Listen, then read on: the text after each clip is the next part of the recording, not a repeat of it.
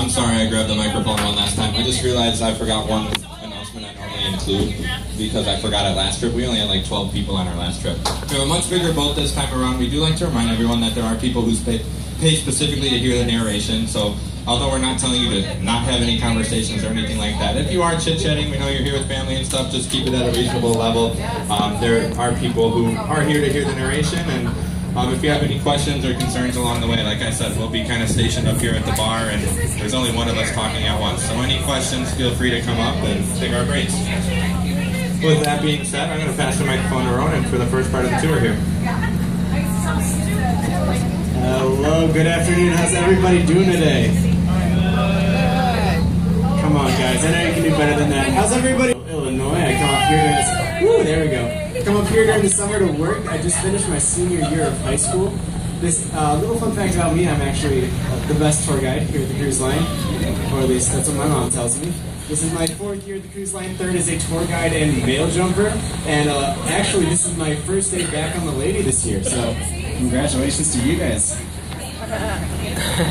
Alright, we'll start out with a little bit back. That brick building behind the Riviera Beach, that's the Lake Geneva Public Library. It was designed by Mr. James Dresser, a student of the famous architect Frank Lloyd Wright. Now the property along the shoreline is known as Library Park. Mary Sturgis, an early summer resident, gave this land along with a cottage that once stood here to the city of Lake Geneva in 1894. The gift came with the stipulation that the property always be used as a public park. Their cottage served as the city's first library until this new building was completed in the 1950s. Now during the tour today, we'll be pointing out many interesting and beautiful homes and estates. Some of these are remnants of a bygone era here on Geneva Lake, an era of elegance when this is business and industry. Now behind pier number 7, if you can see it all the way over there, that's along with the American flag post in the front yard. That is where the first large summer home was built on the lake. It was called Maple Lawn and was built in 1870 for Shelton Sturgis. He and his brothers were business partners and each had summer homes in the area.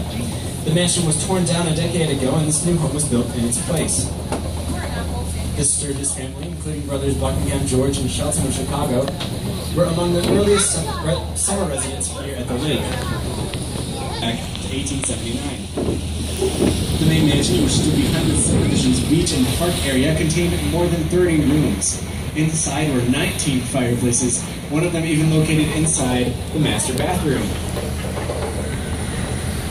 In 1867, Levi Leiter co-founded Field Leiter and Company, which in later years became known simply as Marshall Field and Company. Linden Lodge stood on this site until 1939 when the property was subdivided. One of the unique things to note about Geneva Manor subdivision is that all of the architectural styles of these houses are different. That's actually, one over there is a nice tan color, and the only reason we can do for that is that they just can't be given it to peer pressure.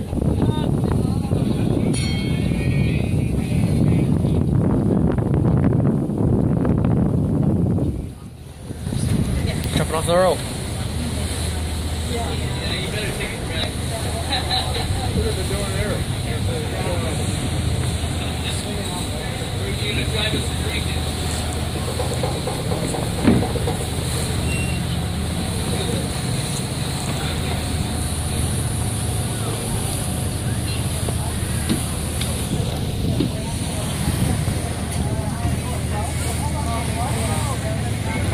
That handsome Victorian boathouse right on the shoreline is one of the few remaining structures of an estate known as Snug Harbor.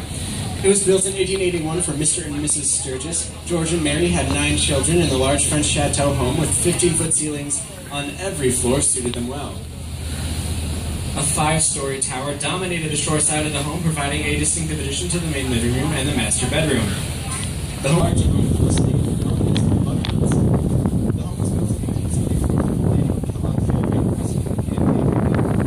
which was Chicago's main manufacturer of products for soap. Fairbanks Fairy Soap line was sold to Procter & Gamble, the makers of Ivory Soap. The Fairbanks home took up roughly the same area as the first 3 homes in the subdivision. Shortly after the home was completed in 1875, it burned to the ground. However, firemen, family, and servants were able to save the furnishings, the handsome wood trims, ornately carved mantelpieces, and even some of the staircases. Undeterred, Mr. Fairbank had work begin the following Monday morning to rebuild the home from its original plans. Oh, It stood here for the next 80 years and stayed in the Fairbank family for 4 generations until 1955 when it was torn down and the property was subdivided. In 1895, a 5-hole golf course was added to the estate grounds. I'm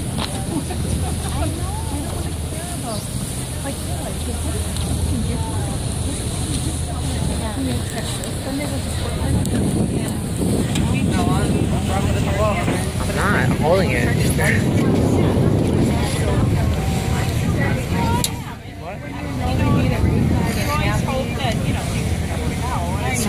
Up until now, have you I want to look over the edge. imagination of visuals these estates might in the heyday of the Newport of the West period?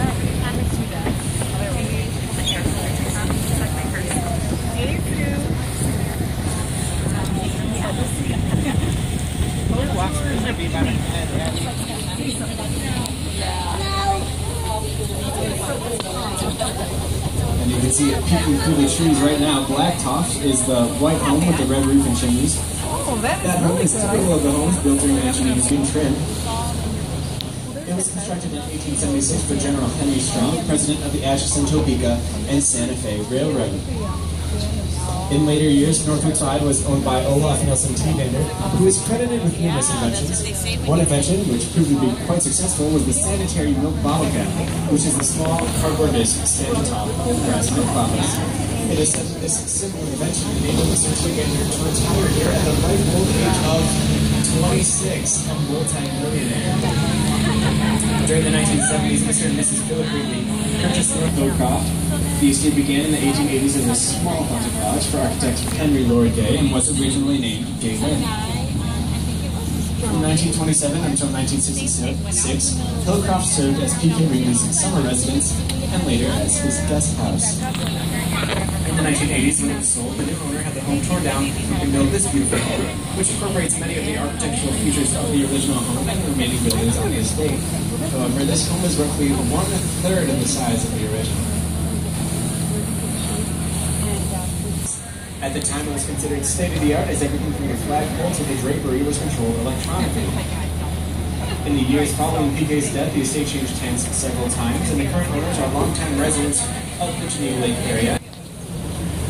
And just past that, the brown building is made up of a series of boathouses. It was built in 1905 to house 4 steam yachts. The boathouse property briefly had a shoreline, but it continues to have their first opportunity. And it was sold to Clarence Mitchell, who had the top 2 floors of the its present 1-story form. He kept the home for a little more than a year before it was purchased by the Ringer family, and Witchwood is still owned by the Ringer family. F. Swift is son of Gustavus Swift, founder of the Swift Meatpacking Company. This company was established in 1885 and was the first meatpacking company in Chicago. Now, this estate is known as Billboard Tennessee, and it's owned by Fort Tense, and more recently the home has been called Edgewood, and it is sold by a Chicago businessman. Now, if you have to bring your camera today, now would be a great time to do that, because many consider this home to be the most beautiful on the lake, and it is a striking example of Georgian architecture. It was the beautiful landscaping was designed by the Olmsted brothers, sons of Frederick Law Olmsted, who is perhaps the most famous landscape architect in America. Some of his projects include Central Park in New York City, the Capitol grounds in Washington, D.C., and Jackson Park in Chicago. He was also the landscape designer for the 1893 Columbian Exposition in Chicago. And it was sold in 1999 to an investment advisor named Richard Driehaus. Mr. Driehaus had the property meticulously restored in 1999, and as you can see, it is truly a fine example of historic preservation. Now, as some of you might know, Mr. Driehaus is somewhat famous around here. I know, really should He throws a birthday party for himself once a year. I know, right? And so around mid-July, you'll see hundreds of boats gather around this point to watch the fireworks display that goes off at night. He also has a theme for every party, for example, for his 66th birthday by a door.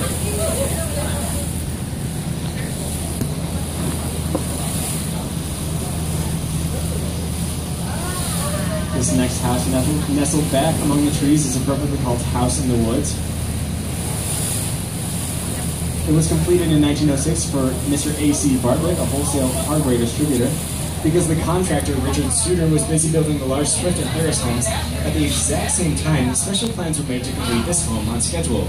Mr. Studer went to Delavan, Wisconsin, and borrowed a 3-ring circus tent from each. Oh wow, look at those houses. Where's the waterfall? I'm just going to grab the tour for a second here. We're just going to clean up a quick spill. I like going to one home I like to point out is this brown home we're passing right now. We like to nickname some of the homes that aren't mentioned on the tour. We call that one Hogwarts. For any of you Harry Potter fans, we think it kind of resembles the tour we'll be making the crossing from the North Shore to the South Shore. It presents a pretty good opportunity for us to share just some basic facts about the lake itself with you. The first one I always like to share because it took me about 6 years of working here to actually get it right. The body of water we're on is actually called Geneva Lake, not Lake Geneva. It's easily confused because the city we departed from is the city of Lake Geneva that sits on Geneva Lake. There are 2 other municipalities along the shoreline, including Williams Bay and Fontana, but the body of water itself is Geneva Lake. As near as geologists can tell, the lake was formed around 20,000 years ago as the last glacier scraped across North America. It is 7.5 miles long and 2 miles wide at its widest point. There are just over 20 miles of shoreline, and the surface area is 5,263 acres. It is completely spring-fed. There are no natural inlets or rivers or creeks found out here. If you come out here in the winter months, you'll see ice skating, ice hockey, ice fishing, which I call beer drinking or brandy drinking around here. And then ice boating. That's the one I like to mention. It is somewhat unique to this area. Lake Geneva is known as the ice boat capital of the world.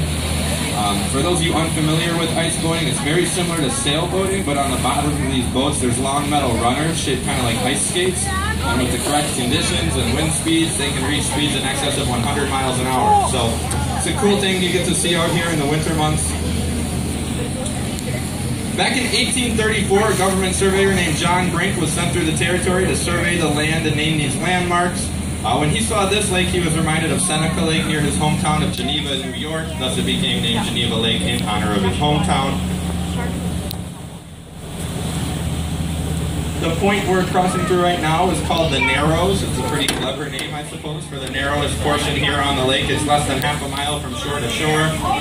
You notice some of that property is very low-lying, and that's protected from the expanding winter ice by gates in that outlet I mentioned back in the city of Lake Geneva. Late in the fall, we'll open those gates and lower the lake level several inches to protect the shoreline from any expanding ice. Also, all the piers must come out every fall. So these over 1,000 piers get removed through several local businesses whose only businesses are doing installation of it. Kalen, he's doing really great. So yeah, here we go. Alright, as introduced, my name is Kalen. This is my first year on the boat. I just moved up here last fall.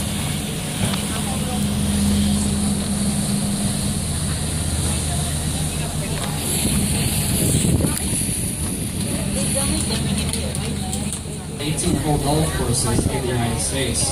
It was established in 1895, making it one of the oldest golf courses in the Midwest, still on its original site. The club was founded by a group of summer residents who were the leaders of Chicago's business and industry, at whose estates we have seen throughout the tour today. This is not the...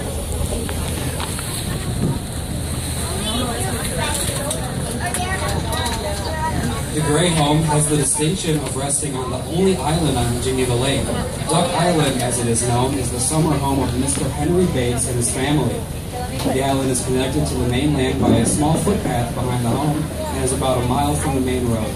Since the golf course separates the home from the highway, it is quite unlikely that the Bates will ever have a driveway. By arrangement with the country club, the Bates park their car on the club's parking lot and commute across the 8th fairway to the home by means of a golf cart. This entire corner of the lake was once a large marsh called the Lower Duck Hole by early residents because of the many waterfowl that used to nest here. Some of the marsh is still evident behind Duck Island. In the 1960s, a local realtor had 63 acres of natural wetland drained and dredged. He then developed this area into the...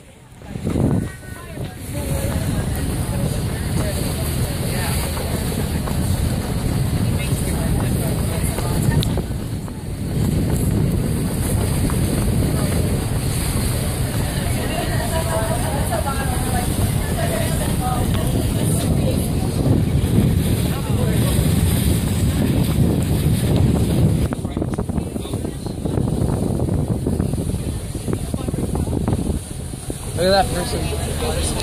Yeah.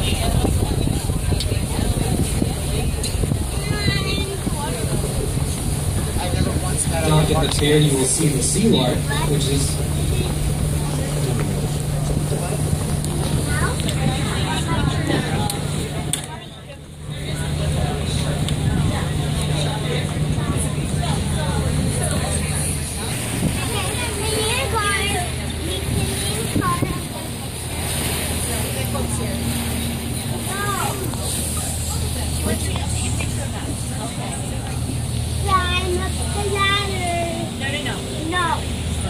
it was called Moore, named after his wife Laura. Mr. Moore and his brother John were business partners and financiers at the highest level in the world. You might recognize some of the companies they organized: the Diamond Match Company, the American Tinplate Company, the American Can Company, the Rock Island Railroad, and the National Biscuit Company, better known today as the Bisco.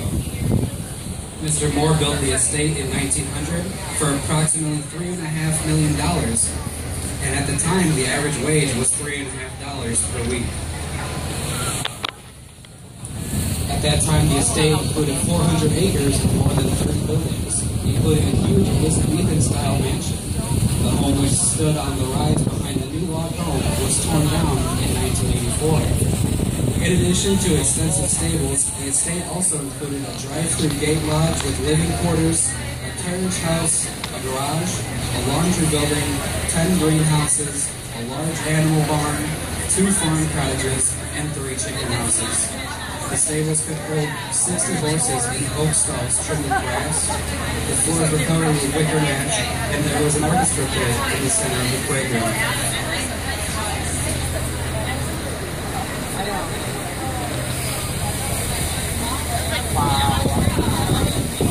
Some of the owners ask the company for privacy, so we'd like to respect that.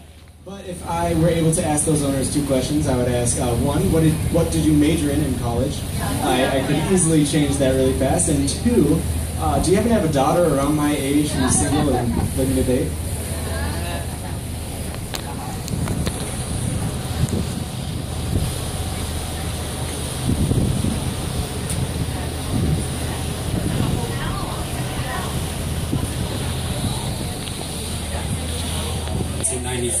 For the late Charles Wacker.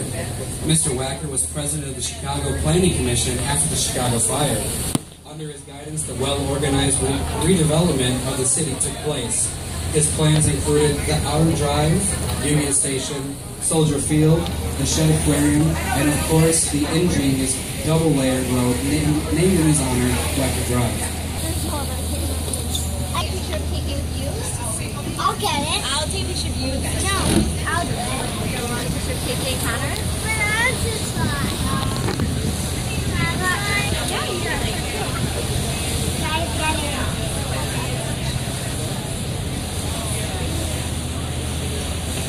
We are now crossing Buttons Bay. Buttons Bay is named for Alexander H. Button, a local horticulturalist who had a home here for many years.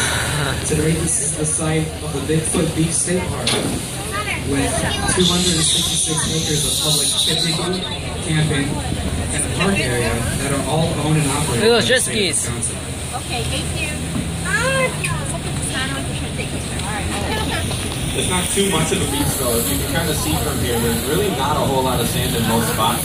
It has a very unique feature that if you're anywhere over about 6 feet or so, you can leave your toes touching the water and hands touching the highway. Not in all spots, but several of them. Not an ideal spot to lay out on the beach or gather in large groups. So what you actually see happen throughout the summer months, you can see a handful of boats in there today. That extends into some real shallow sandy water. They kind of operate like a sand barge in the summer. You'll see lots of boats anchored and tied out there and hanging out, grilling out. I've even seen people order food and then like flag down the driver on the road and wade the water to the shore. We'll be talking about it for probably 2 or 3 minutes here, and it no longer exists. So you're going to have to use your imagination here. As Ceylon Court was actually a 4-story replica of a Buddhist-style temple. The building was brought to the United States in 1893 as the British exhibit to the Columbian Exposition or World's Fair in Chicago. Visual roof. Most incredible of all, though, this entire 4-story temple was constructed without the use of a single nail or screw. Craftsmen used dovetail joints and long wooden pegs to hold the entire thing together. Now, Mr. and Mrs. Chandler lived here for a number of years before they sold the estate to, I gotta look at my script here for a second, Mr. and Mrs. John J. Mitchell. Mr. and Mrs. Mitchell enjoyed it for nearly 30 summers before they sold the estate to Frederick Leighton Maytag and family. Mr. Maytag is of the well-known Maytag washing machine company. They spent nearly 3 decades here as well until 1958 when they sold the estate to a developer. Now the home sat pretty empty for almost 10 years before 1958 when a developer auctioned off the furnishings and wood trim and let the Lake Geneva Fire Department use the home in a controlled burn to practice their firefighting skills. So it's kind of a tragic and quick end to what really was the most unique estate out here.